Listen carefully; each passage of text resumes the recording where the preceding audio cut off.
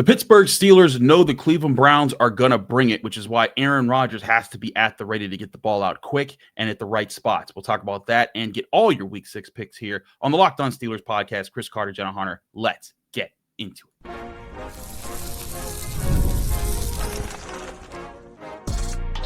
You are Locked On Steelers, your daily Pittsburgh Steelers podcast, part of the Locked On Podcast Network, your team every day.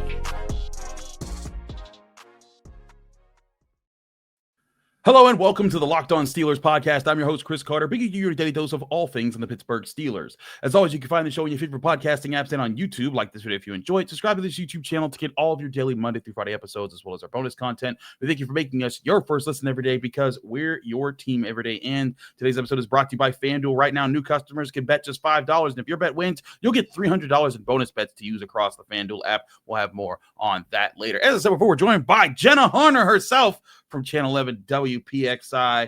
Jenna, the Steelers go into this game every year. We know it's going to be Myles Garrett, TJ Watt. It's a ritual thing to talk about, but there's something different to the Steelers this year in that Aaron Rodgers might be the most cerebral quarterback in Steelers history. And I mean because Ben Roethlisberger might have been that version of that before that. And to me, Aaron Rodgers' strengths come directly from how much he sees, how much he adapts to. And I think that is going to be a crucial part to finding ways and finding cracks in this very tough Browns defense. Yeah, no, I completely agree. And it's really funny because I think kind of coming into this game, so many people fan-wise, or I don't want to say overlooking the Browns, but just looking at the record and being like, okay, well, they haven't really done much, the whole quarterback situation. This Browns team is built on their defense. Their front is more impressive than it's been in years past with Mason Graham as a big addition, along with Myles Garrett. I believe Mina Kimes from ESPN did this really awesome thing a week ago, just kind of talking about how much there is a strength to this Browns defensive front. And it's going to be a big challenge for the Steelers. I know, again, record coming in, you look at it, okay, where the Steelers are at, where the Browns are at, the Browns feel like they're in disarray. This defensive unit is probably the most solid thing that they have going for them. It's a massive strength for them. And it's going to put a lot on this young offensive line. Earlier in the week, when we talked with head coach Mike Tomlin, I asked him, hey, it's a little bit of a small sample size, but you have the chance to self-scout during the bye. You have 4 games of tape. What did you learn about your offense? And where do you want to see them in terms of where you want to see them improve most? And he said kind of all areas. But then he diverted and pointed directly to the young offensive line, just talking about how he needs to continue to see them gain experience. And the best way to do that is in games. This is a big challenge for the Steelers offensive line and this offense as a whole this week in terms of getting the ball out quickly and making things happen when you have Myles Garrett, Mason Graham, these guys descending on you the way the Browns kind of send that pass rush in. Absolutely. And they are 1-4 coming into this game. Their one win and 2 of their losses are feature games where they hold an opponent to 21 points or less. And so their defense is able to get after it. When you look at how they perform across the board, they're giving up the second fewest total yards per game, the 5th fewest passing yards, the least rushing yards and rushing yards per carry, the least yards per play. Like efficiency numbers wise, they get so many things right there. And I think that is a big part of what they're doing now. The thing on the flip side is they have given up quite a bit of points. They rank 21st in points allowed. And that to me is something the Steelers must take advantage of. They got to win their spots. And that's where I think that they can catch this Browns team in a bad spot. They've also been the worst red zone defense in the NFL, which is crazy to think with all their other numbers. So if the Steelers can find a way to get to the red zone where they rank 8th in the NFL, that is the key to this game, in my opinion. Move the ball. And for Aaron Rodgers, it's going to be like, hey, you know what? They're gonna come out in certain looks. They go with a lot of one high safety looks where they're crowding the middle part of the field. Work the perimeter. Use DK Metcalf. Use Roman Wilson's gonna have to step up in this game. I'm not expecting Calvin Austin to play or Jaylen Ramsey for that matter. But they're going to need to work that, and also get Pat Freiermuth and Johnny Smith involved in those areas as well. Use those guys. I mean, and I also think it could be time for those bigger bodies to not only be pass catchers in space, but also blockers in space, because that was a big feature to me about how they approached the Vikings was, you look on both of Kenneth Gainwell's touchdowns. On the first one, you had Ben Skoranek coming down the line and cleaning people out. The second one, you had DK Metcalf cleaning people out. This team likes to use their big receivers and tight ends to block in space, to create space for their teammates. And to me, that might be a key weapon to kind of offset the advantage that the Browns are going to have with their very talented defensive front. Yeah, and I believe Aaron Rodgers is getting the ball out at the top of the list in terms of how quick he's getting it in across or getting it out across the league. But it's just, to me, that is going to be a massive part of the Steelers' game plan. It should be a massive part of their game plan. And we saw that against the Vikings a little bit, just in terms of that quick passing game, because we knew all that Minnesota presented at the line of scrimmage, all those different looks, all those different, the ways that they would kind of, come up and then change the coverages that they were showing last second. And the Steelers were really able to take advantage of that and just get the ball out quickly, get things into space. That touchdown to DK Metcalf, I think that is kind of the recipe they're going to have to look to replicate here in this game, just because of, again, what the Browns pose up front defensively. I go back to the offensive line too. Spencer Anderson being a big role. I'm sure you've talked about this a lot this week. That was kind of a massive part of their game plan as well. And it worked really well, not only in terms of how they were able to get the ball out quick and pass in the pass game, but the way they ran the ball. I don't know if I anticipate, though, the Steelers being able to run the ball as well as they did in the early portions of that game against Minnesota.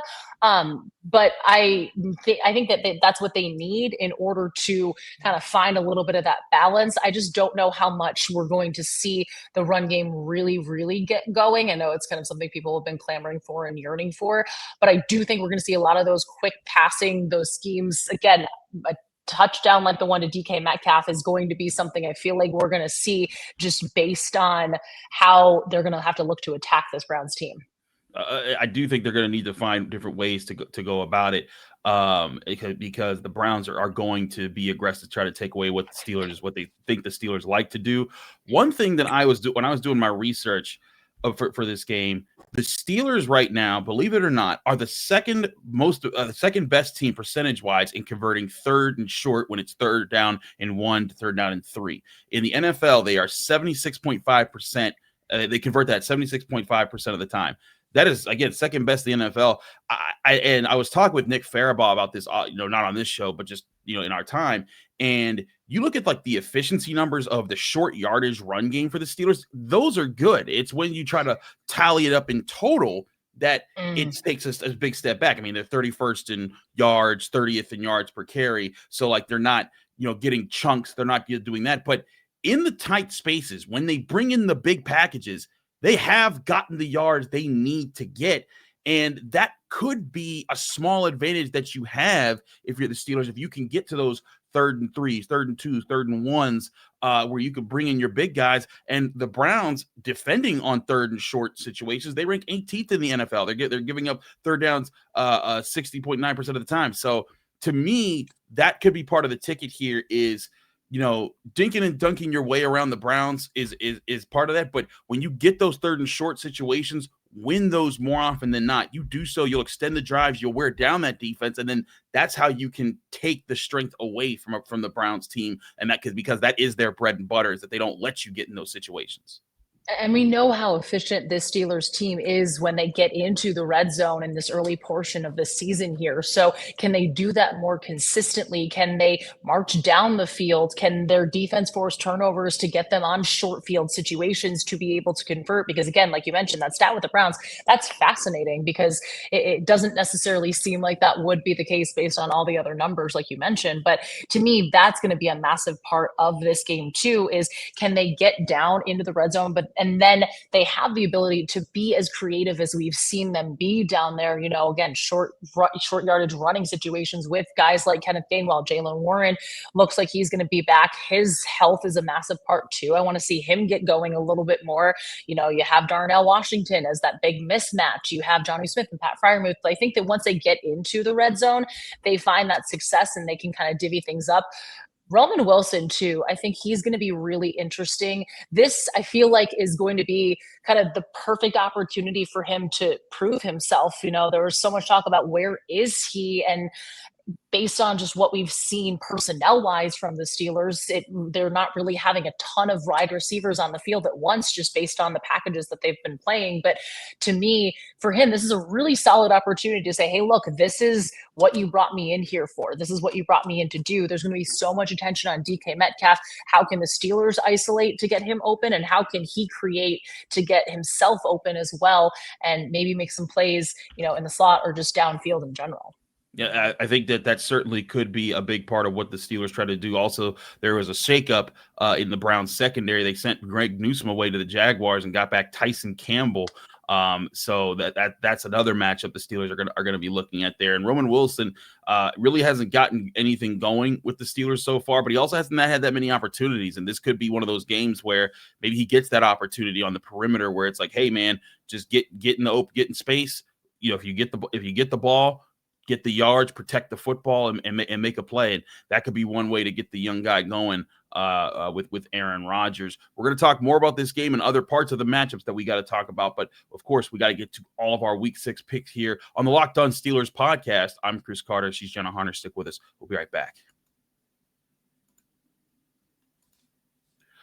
But first, I'll remind you that today's episode is brought to you by Supply House. When the opening whistle blows on a new repair, get your crew moving forward with Supply House. Order today and see parts on your doorstep tomorrow with over 280,000 plumbing, HVAC, and electrical items from the most trusted brands in the business.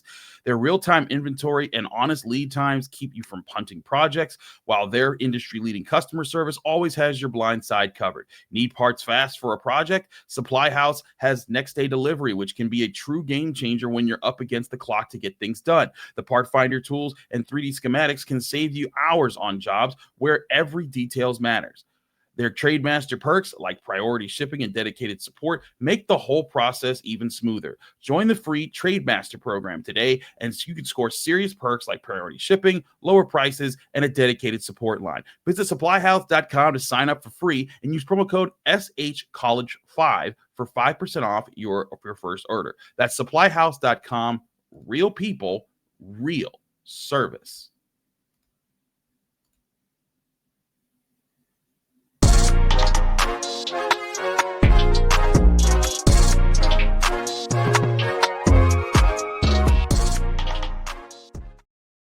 We're back here on the Locked On Steelers podcast. Chris Carter here with Jenna Harner of Channel 11 WPXI, who, by the way, is no longer in first place in the Locked On Steelers Pick'em League. Great job, everybody in the league that jumped ahead of her last week because I was so tired of her being in the league.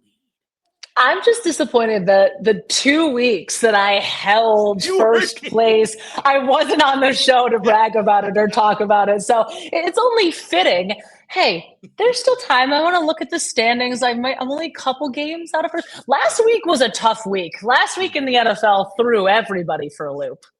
Except me, I picked up 3 games on you. I felt great about my picks last week. I'm only 2 games behind you now. I was 6 2 weeks ago. I'm climbing. I'm working my way back. But want to shout out our 318 people still in the Locked On Steelers Pick'em League. We got Steeler Rob 73 all alone at the top. He's 57-17 on the year. Congrats to you on being in first place through week 5. But let's get to week 6 with our picks. Of course, as always, we skip the Thursday night football game, Eagles, Giants. But as always, the odds, ends, and lines you're about to get throughout the rest of this segment come from FanDuel Sportsbook, the #1 sportsbook in America. Let's start with the morning game. You got Broncos at Jets. The Broncos are 7-point favorites in this one. I'm sorry, the Jets look like a hot mess. The Broncos look like one of the best defenses, if not the best defense in football. Yeah, I'm going with Denver in this one. And it's just, you want to see Justin Fields succeed on this Jets team. It seems like it's not going great, just based on Jets Twitter. Jets tweets are saying that this is one of the worst starts to a season that they've covered. And these are guys that have been covering this team for like 30 years. They've seen a lot. That's saying something with the Jets. That's saying a lot. That's saying a lot. So, yeah, Denver, it's in London. Wacky things happen, but I think Denver wins this game.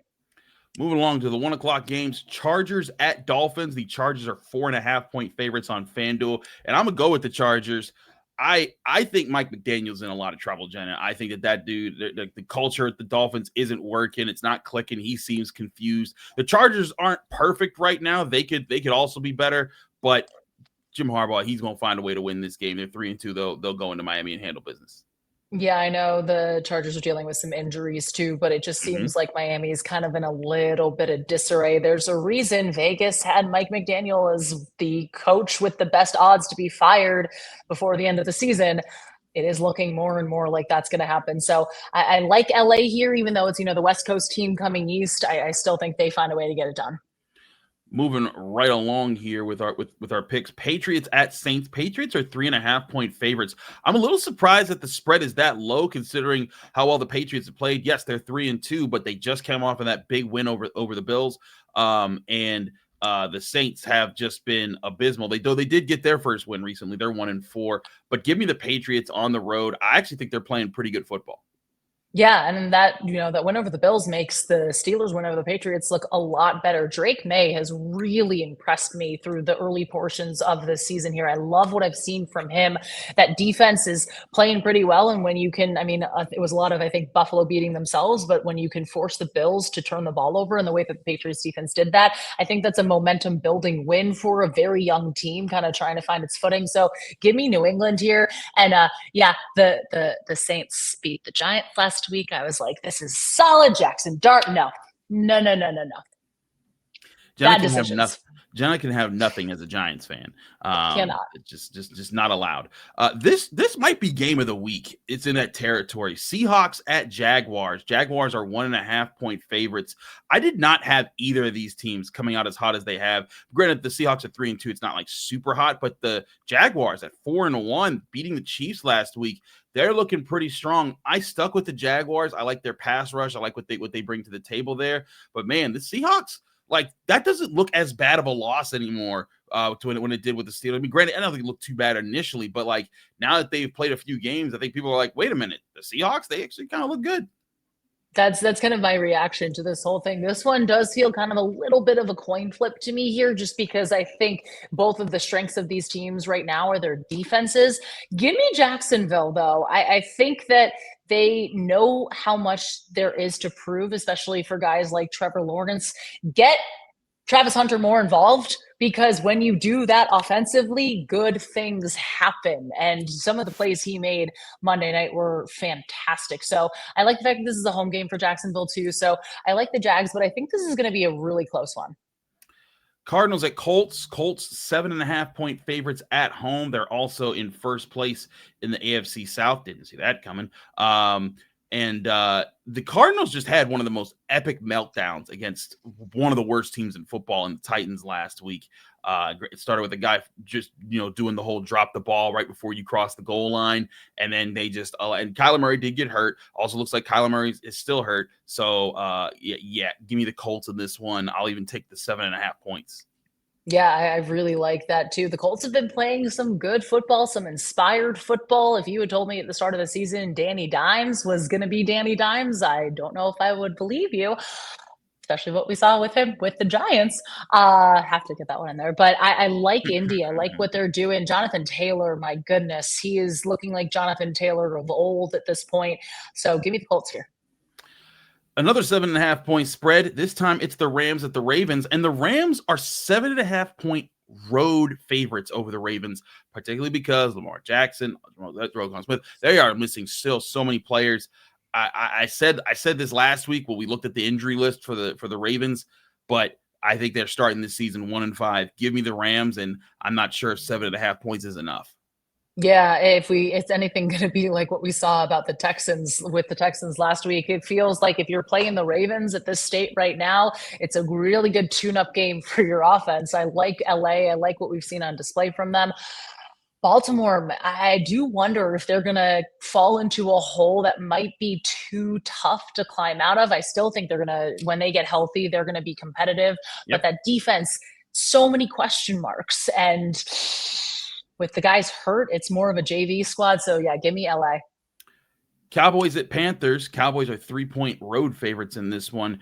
I kind of like what Dak's been doing with George Pickens. I think that they've been keeping it up there. The Panthers, I still think, have a ways to go. So give me Dallas. But I will say it will be a close one. Yeah, this will be closer than people anticipate. Dallas's offense, Dak Prescott has, I don't want to say quietly had a really good start to the season, but I just feel like it's not this massive storyline that everybody's talking about in the way that we would in years past, just based on everything else that's going on in the league. But I like Dallas offensively here. Carolina still has some question marks for me, but I do agree with you. I think it's going to be a close one. Titans at Raiders. Raiders are 4.5-point favorites at home. Yes, the Titans did come back from 21-6 against the Cardinals. But Jenna, did you see the touchdown where I think Cam Ward threw the interception, the Cardinals caught it, fumbled it, went back into the end zone. The Titans are that's one of the dumbest plays. Now, like people say, like, oh man, the Steelers got lucky with getting a fumble. That's luck. Now that's one where it's like, hey, if the Steelers won because of that, I could say, all right, they're like that. That's one that they shouldn't. But that was some crazy stuff there. I'm sorry. Whatever voodoo magic they pulled to get that last week, it's not happening this week. Granted, the Raiders, I don't think, are a good team. They'll find a way to win this one at home. Yeah, I don't love this game picking it wise, but I just think the Raiders being at home, I like them more on the defensive side of things. I know Geno Smith has been struggling a little bit in that offense, but this one, if this is the one you're betting on this week, it's time to reevaluate and reconsider some things here. We're picking it because we have to. I would not pick this normally, but yeah, I'm going the Raiders. Niners at Buccaneers, another potential game of the week candidate, but the Buccaneers are 3-point home favorites. Man, both these teams have suffered some injuries early on, but the Buccaneers are at home on the East Coast. Give me Tampa Bay finding to win this one. This was one close. I think Baker Mayfield has a good day. Yeah, but Baker's been playing like, if you're Cleveland, you're sitting there being like, man, we could have had. Wish we could have had that guy. Yeah. Wish we could have had that guy. He's looked so good to start this season. I just love watching Baker Mayfield play really solid Baker Mayfield football, and just the way that it's never over with him. He can lead a team, drive down the field. That Monday night game against the Texans a couple weeks ago is one that really sticks out in my mind. I like the Bucs here, but I think this is also another close one. Moving right along here with our picks, AFC North football, Bengals at Packers. Packers 14.5-point home favorites in this one. Might not be enough. I think they're gonna be getting after Joe Flacco apparently, which that's a whole thing. He's now a Bengal, and apparently they're starting quarterback in a short week time. That's gonna be interesting. But yeah, Green Bay, give me them and the points. I know 14.5 points is an insane spread, but the Bengals are that bad. I have Green Bay's defense in fantasy, and I really need a win this week. This is going to be magical. This is going to be spectacular. Give me the Packers here. I don't care that Joe Flacco has a really good arm, sort of, kind of, maybe compared. I just, that's what, the analysts say. And I'm like, are we sure about that? But I think that he is going to have more success throwing to Jamar Chase and T. Higgins. I don't think this game's going to be close at all, though. Give me Green Bay. I've teased some games that might be game of the week, but this is game of the week. Lions at Chiefs. The Chiefs are 2.5-point home favorites over the Lions. I'm sorry, though. I like the way Detroit's playing. I think that the Chiefs, they have some good things going for them, but give me the Lions going into Kansas City, running the football well, and coming out of here with a win. It'll be a great game, Sunday Night Football, but I think Detroit gets it done. I completely agree with you. And I get the Chiefs are favored basically because they're at home. I have not seen this inspired football from them that we're used to seeing from them. It hasn't been Chiefs football of years past. And we always going to do this thing every year where we're like, okay, when are the Chiefs going to figure it out? When are the Chiefs going to figure it out? I still think they will. I still think that this is a playoff team. I just love what Detroit's doing offensively, the balance that they have. Their defense, some question marks for me for sure, but I like Detroit going in there and getting at least a one-score win. I think it's going to be a close one, a one-score game, but I do think, like you said, Detroit comes out on top. Monday Night Football here. Bills trying to get some redemption after the loss to the Patriots. They are 4.5-point road favorites at the Atlanta Falcons. The Falcons are a weird team. They're up and they're down every now and then, but the Bills need this win. I think they go into Atlanta and get it done. Yeah, I think an angry Josh Allen coming into this game would be terrifying if I was on the opposing side, if I was Atlanta there. So I like the Bills to bounce back here. I think they're not going to make as many self-inflicted mistakes and wounds that they did in that game against the Patriots. I think they come away victorious. All right. That means the last game we have to pick is Steelers-Browns. We'll get you our thoughts there next on the Locked On Steelers podcast. Wait, there's one more Monday night. There's one more Monday night. That's right. I forgot. Thank you for catching me on that because I forgot Gotcha. that there were 2 Monday Night Football games. But thank you for your back. All right, and this is also a really good game. I was thinking like, where are all the Commanders? But Bears at Commanders. Commanders 4.5-point favorites. I forgot 2 Monday Night Football games this upcoming week. But give me the Commanders. This was the game that ended in the crazy Hail Mary last year. I don't think the Commanders will need a Hail Mary, though. I like the way they're playing on both sides of the ball. They'll find a way to beat the Bears. Yeah, I think that win over the Chargers last week just was kind of that, hey, they're getting back on track. They're healthy-ish again. They're getting healthier. I like Washington a lot. All right, now we'll get to the Steelers-Browns picks next here on the Locked On Steelers podcast.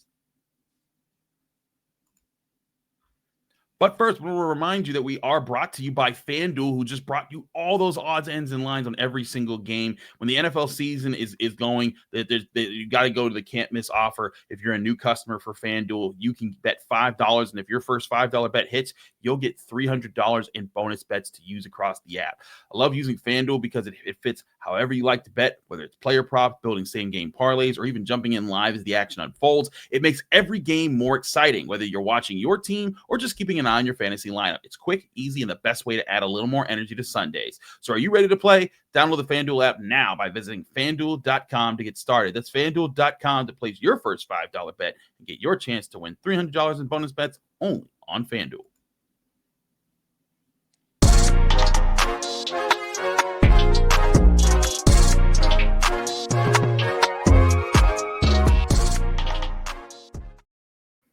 We're back here on the Locked On Steelers podcast. Chris Carter, Jenna Harner. We now turn to the Steelers-Browns matchup here, where both teams are looking to come in with some good AFC North football. The Steelers are 5.5-point favorites right now on FanDuel. The money line is set at -275 Steelers, +225 Browns. The over-under has been steady all week at 38.5 points. I believe the Steelers opened as 4.5-point favorites, and it jumped up throughout the week. But Jenna, looking at these teams, they're both defenses that live off of getting after the quarterback. One has a very old quarterback who's wise and knows how to get the ball out.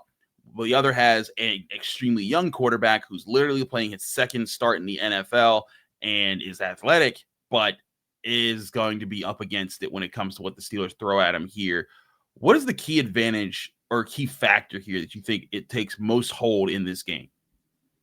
I am going to be really focused on if the Steelers can get out to a lead. If the Steelers can have a lead and play with a lead, we saw how beneficial that was against the Vikings and what the defense was able to do when they forced Minnesota to be one-dimensional. If you force Dillon Gabriel to be one-dimensional and to have to throw the football, I think it's going to be an incredibly long day for him.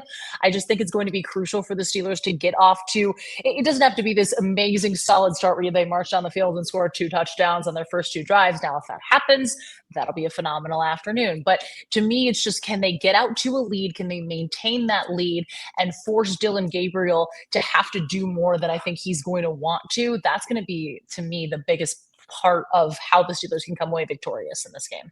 I agree. The Steelers, they need to be able to control the line of scrimmage. They need to control the pace of this game.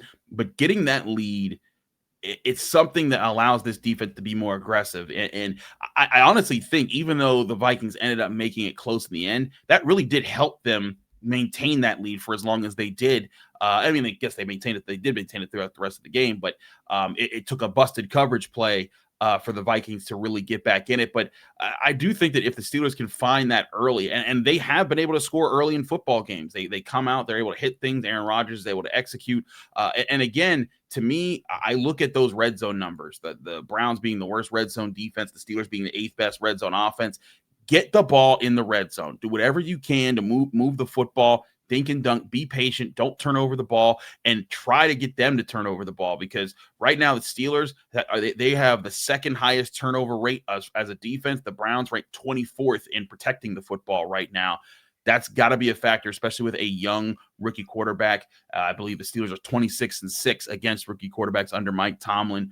This is an opportunity to truly get after it and set the tone. But it has to be, complimentary football, as Mike Tomlin would bring up. The defense needs to get those stops, create those turnovers, but the offense needs to put up points when they get those opportunities. If the Steelers can be up 10, 14 points by the third quarter, you're going to see, like you said, the Browns, they're not going to want to run with Quinshon Judkins and much and give him time to take over the game. They're going to have to start to be more aggressive. And then as Dillon Gabriel has to get more aggressive, the Steelers can play off. Another thing with Kevin Stefanski's offense, Dillon Gabriel was throwing a lot of short passes behind the line of scrimmage, at the line of scrimmage, barely beyond the line of scrimmage.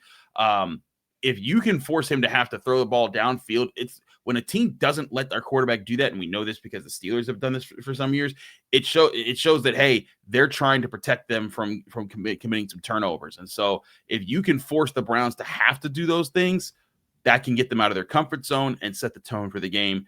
Jenna, give us your X factor to the game and your final score prediction.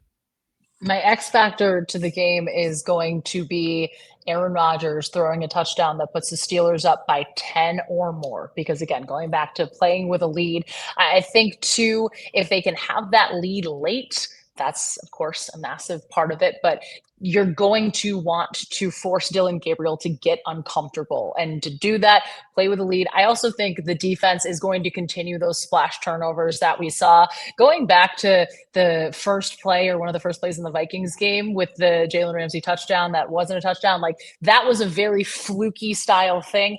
I think they come out on the other side of those plays more often than not, in general, but especially in this one. But to me, that's going to be a big thing. I think the Steelers win 27-16.